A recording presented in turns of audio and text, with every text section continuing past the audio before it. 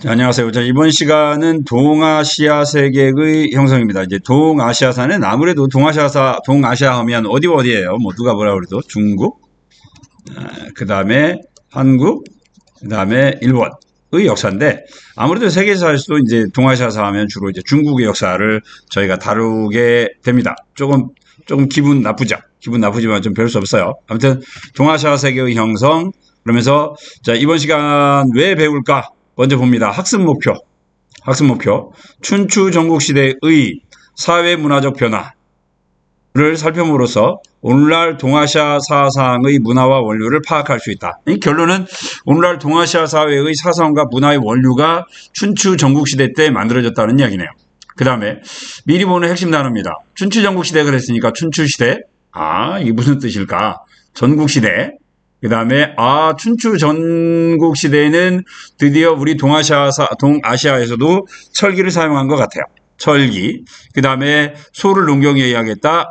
많은 사상가들이 등장했네요. 제자백가. 그 다음에 이 제자백가 가운데 가장 으뜸 유가 사상까지 일단은 저희가 핵심 키워드로 살펴볼 수 있도록 하겠습니다. 자, 그 다음에 아까 춘추 전국시대 때 뭐가 등장했다고 그랬어요? 철기가 등장했다고 그랬죠? 그래서 철기가 등장하면서 춘추 전국시대 정치, 경제, 사회, 문화 많은 부분에서도 변화가 나타났고요. 이제 요 디테일한 내용들이 주로 이제 어때요? 학습 내용이겠고 시험 문제에 많이 나오는 내용들이 되겠죠. 자, 먼저 살펴볼 수 있도록 하겠습니다. 춘추 전국시대 주나라는 시간이 지날수록 왕실과 제후 간의 혈연적 유대관계가 약해졌다. 이 혈연적 유대관계가 무슨 상관이에요? 혈연. 근데 이 혈연이 왜 중요하냐면 주나라의 통치제도를 우리가 뭐라 불렀어요? 그렇죠? 봉건제도라고 불렀죠? 근데 이 봉건제는 뭘 기반으로 하고 있다? 유럽의 봉건제도는 우리 쌍무적 계약관계, 주신과 그 다음에 제후 간의 쌍무적 계약이라고 하지만 우리 동아시아권은 이런 계약 관계가 아니라 뭐였어요? 혈연적 관계였죠. 혈연적 관계. 그죠? 네가 내 아들이니까 우리 사촌이니까 고모네 아들이니까 이랬단 말이야. 이런 혈연을 기반으로 한 봉건 제도다 보니까 주나라 왕실에서는 뭘 굉장히 강조했다. 주나라에서는 종법을 굉장히 중요시했다. 즉 큰 집과 작은 집. 이게 굉장히 중요시 됐던 그런 통치제도가 바로 주나라의 뭐였어요? 봉건제도였어요. 그런데 맨 처음에는 아버지, 아들, 손자, 증손자, 고손자, 증고손자 쭉 내려가면 내려갈수록 혈연 관계가 가면 갈수록 어떻게 돼요? 약해지죠. 그죠? 약해지면서 이제 왕과 제후 간의 유대 관계가 가면 갈수록 약해져요. 시간이 지나면 지날수록 왕은 본인이 가지고 있는 땅을 누구에게 자꾸 나눠줬을까요? 제후들에게 나눠줬죠. 제후들에게 나눠지다 보니까 시간이 가면 갈수록 왕실의 힘은 약해지고 제후들의 힘은 어때요? 강해지기 시작합니다. 그래서 이제 그 다음에 주나라 왕실은 기원전 700년경 내란과 이민족의 진입, 기원전 700년경이라고 하지만 8세기라고 하지만 정확하게 따지면 770년이에요. 770년 이민족의 침략을 받아요. 서쪽에서 쳐들어온 견융. 서쪽에 있던 민족이 융족이었어요. 이 융족의 침략을 받아요. 융족의 침략을 받으면서 수도를 여기 호경에서 어디로 옮기냐면 낙양으로 옮겼어요. 자, 수도를 호경에서 낙양으로 옮겼다. 이때는 호경 때는 서울이 어디에 있어요? 서쪽에 있죠? 그래서 이때를 뭐라고 불렀고 서주라고 불렀고 낙양으로 옮기면서 수도가 어디로 옮겨져요? 동쪽으로 옮겨졌죠. 그래서 이때를 뭐라고 불러요? 동주라고 부르기 시작합니다. 자, 우리가 요 수도가 서쪽에 있을 때는 그냥 주나라 왕실이에요. 그런데 동주로 옮겼을 때를 우리가 무슨 시대라고 하냐면 춘추시대라고 불러요. 그때부터를 춘추시대라고 불러요. 그래서 수도를 동쪽으로 옮겼고 진나라가 중국을 통일할 때까지를 춘추시대라고 일단은 부릅니다. 자, 춘추시대 때는 오페가 있었어요. 오페라 하하.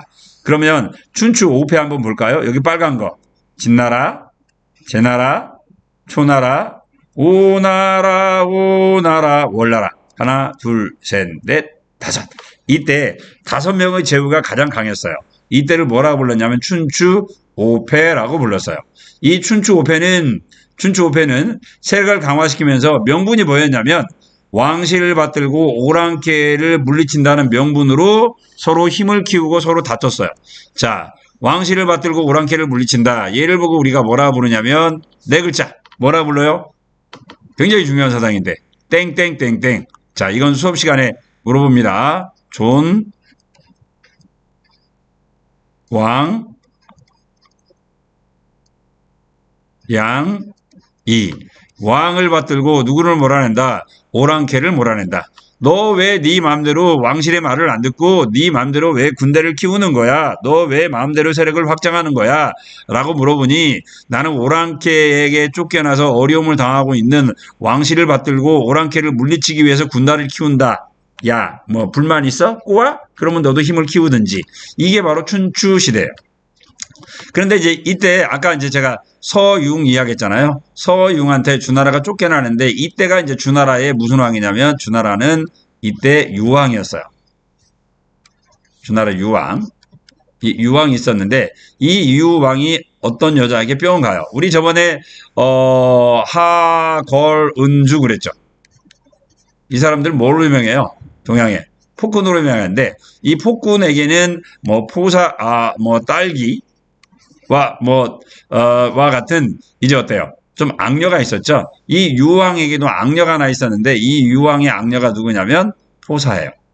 포사. 아, 여기는 마리와 딸기다. 마리와 딸기였고 얘는 포사였어요. 뽀샤. 이 여자는 그 유명한 뭐였냐면 얼음공주예요. 울어요? 안 울어요? 안 웃어요. 웃지 않아요. 그래서 유나라 왕은 얘가 웃는 게 소원이었어요. 웃는 걸 보는 게. 그런데 어느 날 저기 봉화가 울리자 주변에 있었던 제후들이 군대를 이끌고 막 오는 장면을 허겁지겁 오는 장면을 보고 요 포사가 웃는 거예요. 몰라? 얘가 이거 보고 웃네? 근데 다음에 봉화로 울리고 또 군대가 허겁지겁 오는 걸 보고 포사가 또 웃는 거예요. 아, 그래서 주나라 유왕이 깨달았죠. 아, 얘는 지방에 있는 군대가 허겁지겁 오는 걸 보는 걸 좋아하는구나. 그래서 수시로 유왕이 포사가 웃는 걸 보고 싶으면 뭘 올린 거예요? 봉화를 올려요. 그때마다 역시 제후들이 왔었고요. 그 다음에 이걸 보고 포사가 웃었고 제후들은 이제 어때요? 허탈해하면서 돌아가면서 속으로 이제 어때요? 다음에 봉화를 울려봐라. 내가 오나 봐라. 하면서 이제 돌아갔겠죠. 그런데 진짜 융족이 쳐들어왔어요. 진짜 서융이 쳐들어왔는데 이때는 제후들이 도와주러 와요, 안 와요? 안 와요. 그러면서 이제 어때요? 주나라가 망했다. 이 뭐 무슨 이야기하고 똑같아요? 그렇죠. 이섭 이야기하고 똑같은 이야기가 요 주나라의 포사 이야기입니다. 아무튼 그렇게 해서 춘추 시대가 시작이 됐었고요. 자, 그러나 전국 시대에는 전국 시대 때는 아까 기원 770년 이야기했었고요. 얘는 423년이에요. 이제 전국 시대는요. BC. 이때는 차이가 뭐가 있냐면 아까 전국 시대 때는 5패라고 그랬잖아요. 근데 전국 시대 때는 7명이 등장을 해요. 7명. 볼까요? 하나, 둘, 셋, 넷, 다섯, 여섯, 일곱. 일곱이죠. 일곱인데 그래서 전국 칠흉인데요. 춘추 시대에서 전국 시대로 바뀌게 된 것은 옛날에 요 진나라 있죠. 진나라 왕실의 신하였어요. 위나라, 그 다음에 조나라, 한나라, 얘들이 위나라 왕실의 신하였는데 신하들이 이 세 명의 권신들이 왕을 죽이고 지그들이 왕이 돼요. 이걸 보고 우리가 뭐라 부르냐면 신하가 왕을 몰아내고 지가 왕이 됐다. 뭐라 불러요? 하극상이죠. 하극상.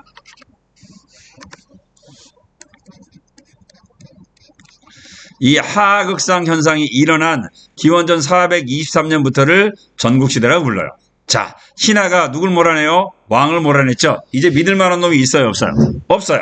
그래서 전국시대 때는 우리가 뭐라 부른다? 약육강식의 시대다. 아까 그래도 춘추시대 때는 왕을 받는다는 명분이라도 있었죠. 전국시대 때는 신하가 왕을 몰아내는 약육강식의 시대예요. 자, 이렇게 해서 춘추시대와 전국시대에 대한 설명은 어느 정도 드렸고요. 그 다음에 이 과정에서 도시국가가 서서히 뭘로 되냐면 영토국가로 바뀌어요.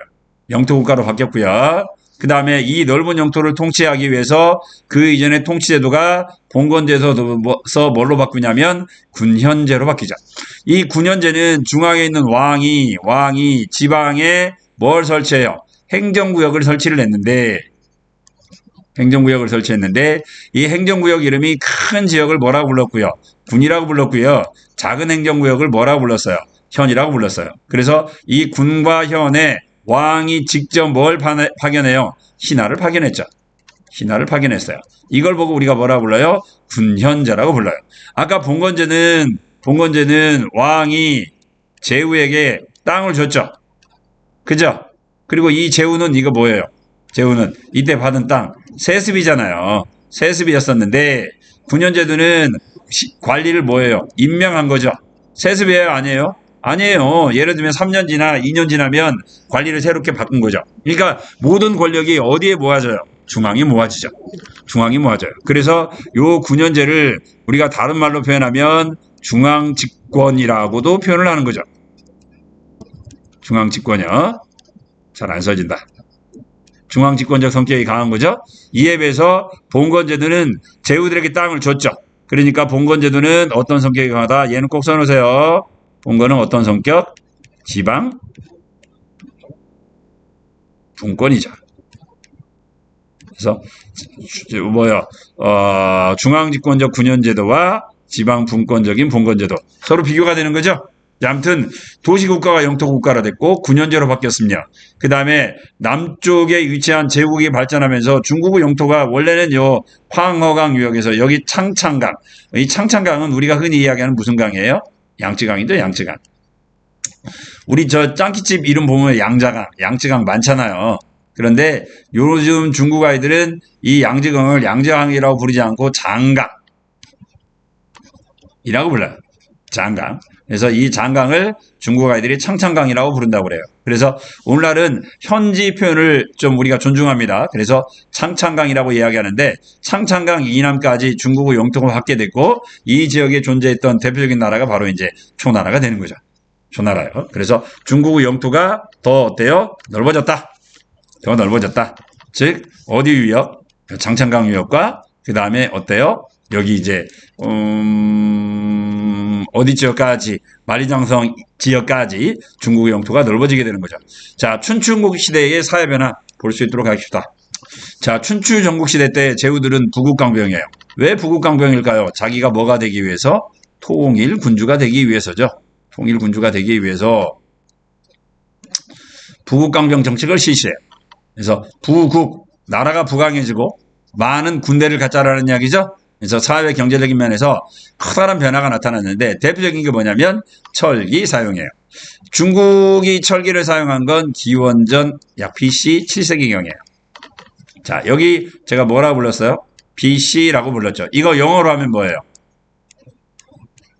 Before Christ죠. 즉 예수가 태어나기 이전. 예수가 몇 년에 태어나요? 빵년에 태어났죠. 즉 예수가 태어난 걸 기준으로 해서 예수가 태어나기 이전에는 BC, 예수가 태어난 이전은 뭐가 돼요? AD가 되죠. 그러면 아까 제가 before Christ라고 그랬으니까 AD는 뭐 F터? 그건 아니고요. 이놈의 새끼들이 초질관해야 되는데 얘는 영어로 써놓고 얘는 라틴어로 썼죠. 아노 도민이라는 말이에요. 주 이후라는 뜻입니다. 그래서 우리가 흔히 이야기할 때 BC와 AD로 하고요. 우리는 이제 편하게 기원 뭐라 불러요? 후라고 부르게 되는 거죠.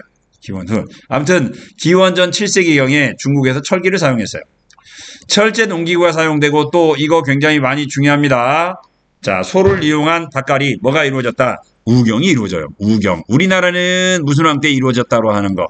시징왕 때 이루어졌다고 하는 게 중국은 이미 춘추 전국 시대 때 이루어졌대요. 좀 뻥이 좀 심하죠. 뻥이 중국 것이 심하다기보다는 우리나라 것이 기록이 좀 문제가 있는 거죠. 우리나라는 그럼 왜 지징왕 때라고 할까요? 삼국사기에 나타나는 시점을 기준으로 하지만 우경이 시작된 건 그거보다 훨씬 더 빨랐겠죠. 자, 아무튼 토지 개간과 관계가 쉬워지면서 농업이 크게 발달해요.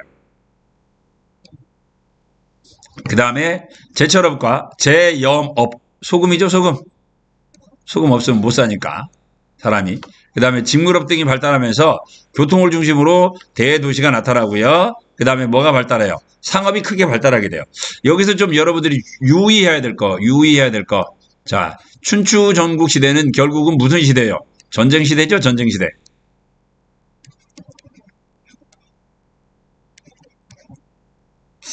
전쟁 시대인데, 자, 우리가 편하게 표현하면 전쟁에는 상업이 발달할까요, 못할까요? 원래는 상업이 발달 못하는 게 원칙이죠. 그죠? 그런데 춘추 전국 시대 때는 제후들이 부국 강병을 쳤기 때문에 전쟁 시기였지만 뭐가 발달했다? 상업이 발달했다는 거. 요거 좀 여러분들이 꼭 유의하셔야 돼요. 아시겠죠? 그래서 아무튼 상업이 발달하면서 도전, 포전. 이 도전, 포전은 뭐예요? 다양한 종류의 화폐죠. 화폐가 등장을 해요. 얘도 꼭 체크하시고요. 그 다음에 또 토지 사유화가 진전이 돼요. 아무래도 뭐예요? 철기를 사용하면서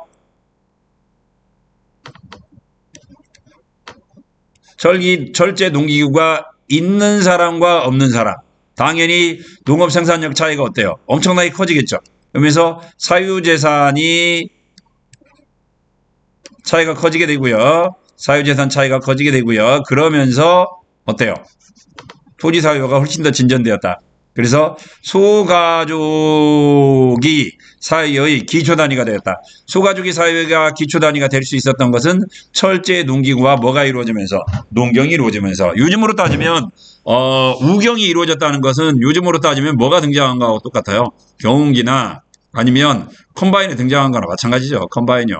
그러니까 이제 옛날에는 사람이 10명 필요했지만 이제는 몇 명 있으면 된다. 2명만 있으면 된다. 농업기술이 발달하면서. 그러면서 소가족이 뭐가 됐다? 사회의 기초단위가 되었다. 이러한 변화를 바탕으로 신분제도가 바뀌었고 사농공상이라는 개념도 생겼다. 또 사농공상 가장 높은 게 뭐예요? 선비죠. 두 번째가 뭐예요? 농업이죠. 세 번째가 뭐예요? 수공업이죠. 맨 꼴찌가 뭐예요? 상인이죠. 상인. 그래서 사농공상의 직업이 뭐가 되는?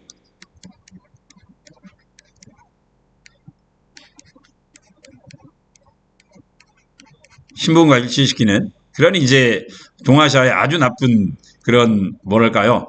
직업감과 신분감이 이때부터 생겼다는 이야기죠. 그래서 우리나라는 뭐 하려고 하면 야 우리가 쌍놈이냐 그런 짓 하게. 근데 직업을 자꾸 뭐하고 연관시키는 거예요.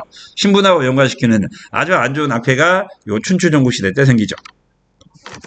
자, 그 다음에 전쟁 규모가 커졌어요. 아까 도시국가가 뭘로 발전하게 돼요? 도시국가가 영토국가가 되죠. 영토국가가 되면서 많은 땅을 가지고 있고 사람이 많아야 어때요? 중원을 통일시킬 수 있겠죠. 이게 전쟁의 규모가 커지고 빈도가 커지고 철제 무기를 사용하게 하면서 전쟁의 주력이 귀족에서 어때요? 일반 평민으로 바뀌게 돼요. 그죠? 전차에서 기병과 보병. 즉 옛날에는 싸움이 전차로 결정됐지만 그죠? 전국 시대가 되면서는 싸움의 승패가 뭘로 결정이 나요? 쪽수로 결정이 되는 거죠. 그래서 뭐 이때쯤 되면 중국에서는 뻑하면 뭐예요? 100만 대군. 100만 대군이라는 숫자가 등장하게 되죠. 그만큼 자 병력이 중요하게 됐고 그럼 이 많은 병력을 먹여 살리려면 뭐가 있어야 되겠어요? 토지가 있어야 되겠죠. 그러니 당연히 영토가 도시국가에서 뭘로 바뀌었다? 영토국가로 바뀌게 되는 거죠. 자 그리고 이제 있다요. 일반 평민들의 사회적 지위도 크게 향상이 되었다. 자, 이 우경 그림이 나오면 무조건 춘추 전국시대예요. 그 다음에 철제 농기구 얘도 역시 춘추 전국시대예요. 그 다음에 일반 보병들까지 어때요? 일반 보병들까지 이제 전쟁터에 동원되면서 일반 서민들의 지위가 크게 향상이 되었다. 자, 아무튼 자 제자백가의 출현. 춘추 전국시대 때는 국적이나 신분에 관계없이 유능한 인재가 관리로 임명되었어요. 이제 신분 의미가 없다라는 이야기죠. 뭐 옛날 뭐 제가 뭐 유명한 집안 내 자식이야 해봐야 똑똑하지 못한 애에게 높은 벼슬을 주면 잘못하면 옆에 있는 나라에 망하게 된 거죠. 그래서 이제 능력 중심의 사회가 됐다. 특히 사는 지식과 학문을 갖춰 관료로 등장하면서 크게 성장하였다. 관료제 사회가 이때부터 등장하게 된 거죠. 자, 이에 다양한 사상과 학파, 제자박가가 등장하였는데 가장 대표적인 게 뭐예요? 유가, 법가, 도가, 무가였다. 유가, 가족윤리를 중요시하면서 그것을 천하에 확장했다. 얘를 보고 뭐라고 볼까요? 가족윤리를 천하로 확장했다. 이거 여러분들 미용 이발소 가면 많이 봐요. 뭘까요? 흔히들 이야기할 때 우리 어르신들이 많이 이야기하는 거 있죠? 수신제가 시국 평천하. 그러니까 가장 으뜸이 되는 건 뭐예요? 천하를 다스리기 위해서는 가장 으뜸이 뭐예요? 나와 본인과 가족이죠. 즉 우리 동아시아에서는 아직도 가족을 다스리지 못하면 그 사람 국회의원도 되면 안 되고요. 장관도 돼서는 안 되고요. 심지어는 당연히 뭐가 되면 안 돼요. 대통령이 되면 안 되죠. 그래서 우리나라 이제 내년 되면 대통령 선거가 있습니다만은 대통령 선거 때 보면 본인이 능력이 있느냐 없느냐보다 뭐가 중요해요. 그 집 마누라가 부동산 투기를 했느냐 안 했느냐. 그 집 아들이 있는데 아들이 군대를 갔다 왔느냐 안 갔다 왔느냐. 요즘으로 따지면 그 집 아들이 정정당당하게 대학에 입학했느냐 안 했느냐. 자사고를 나왔느냐 일반고를 나왔느냐. 그걸 굉장히 중요시하죠. 그죠? 즉 동양에서는 가족윤리가 으뜸이에요. 이상하죠? 본인의 능력보다 주변 사람의 뭐랄까요 활동이 더 중요시하게 되는데 이게 다 유가사상의 영향이죠. 공자는 인과 예를 중심으로 한 도덕 정치가 중요시했고 이걸 받은 사람이 누구예요? 맹자와 순자다. 자, 맹자 뭐 주장한 사람이에요? 성선설이죠. 인간은 본래부터 선하다. 뭐가 있어도 선하다. 뭐가 있어다. 사단지심이 있다. 인간은 뭐가 있다. 이, 니, 예, 지. 네 가지 마음이 있기 때문에 인간은 뭐한 거다. 착한 거다. 쪽팔릴지도 알고요. 그 다음에 부끄러울지도 알고요. 그 다음에 어려운 사람을 보면 어때요? 도와줄 줄도 알죠. 이런 이제 네 가지 마음이 있기 때문에 인간은 선하다. 뭔 소리냐? 순자. 인간은 뭐하다? 악하다. 악설이죠. 그러면 악한 인간을 어떻게 해야 될까? 그래서 인간은 뭘 지도를 해야 된다? 예를 인간에겐 지도해야 된다. 그래서 성선설과 성악설 이걸로 유명하고요. 그 다음에 특히 이 순자의 사상은 누구에게 영향을 줬다? 상한과 한비자 등과 같은 누구에게? 법과 사상에게 영향을 줬다. 특히 법률을 강조했던 그래서 강력한 왕권을 수립하는 데 도움을 줬던 법가들은 많은 제후들로부터 환영을 받았다라고 이야기를 하고 있어요. 자, 지금 이제 유가와 법가 두가 이야기했고요. 그 다음에 노자와 장자의 뭐예요? 도가 사상입니다. 유가나 법가와는 달리 도가는 뭘 주장했다? 무위자연. 인간들이 서로 싸우는 이유가 뭐다? 욕심이 있었다. 욕심. 그러면 인간들이 욕심을 없애면 뭐 하게 될까? 안 싸운다. 그래서 아무 값도 없는 자연으로 돌아가자. 욕심을 없애라. 무죠, 무. 없을 무자. 이 무 하나 더 그려줬어요. 자, 무. 그래서 도가는 중국인의 자연관이나 회화 등에 많은 영향을 끼쳤다. 오케이? 자연관이에요. 특히 예술 발전에 크게 공헌을 한 거죠. 아무것도 없는 어디로 돌아가자? 자연으로 돌아가자. 근데 내가 가진 게 많아. 그럼 자연으로 돌아가 못 돌아가? 못 돌아가지. 그럼 어떻게 하면 돼?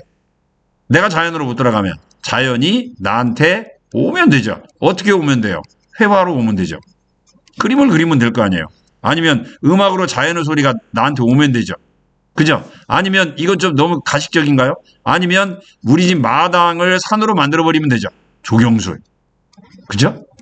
이런 것들이 발달하게 된 게 바로 다 뭐와 관련이 있어요? 요 도가사상과 관련이 있죠. 자, 여기 보니, 자, 덕치를 주장하는 유가와 법치를 주장하는 법가가 있어요. 자, 여러분들이 볼 때는 유가가 더 파워가 센 것 같아요. 아니면 법가가 파워가 더 센 것 같아요. 자, 유가냐, 법가냐? 따단, 딴따단, 딴딴따딴딴. 수업 시간에 결과는 공개할게요. 그 다음에 무유자연. 아까 이야기한 대로 인간이 뭐가 없으면 된다? 욕심이 없으면 인간은 뭐 한다? 싸우지 않게 된다. 여기 보면 마지막 보면 묵가 있어요. 묵가는 뭐예요? 사랑이에요. 모두 다 사랑이에요. 서로가 서로를 사랑하면 뭐 하지 않는다? 전쟁하지 않는다. 이처럼 다양한 사상들이 등장했고 얘를 제자백가라고 불렀고요. 아까 본 대로 제후들이 현실적으로 가장 좋아한 건 뭐였다? 법과 사상이었다. 자, 여기까지 하고 나머지 모자란 건 또 수업 시간에 또 보충할게요.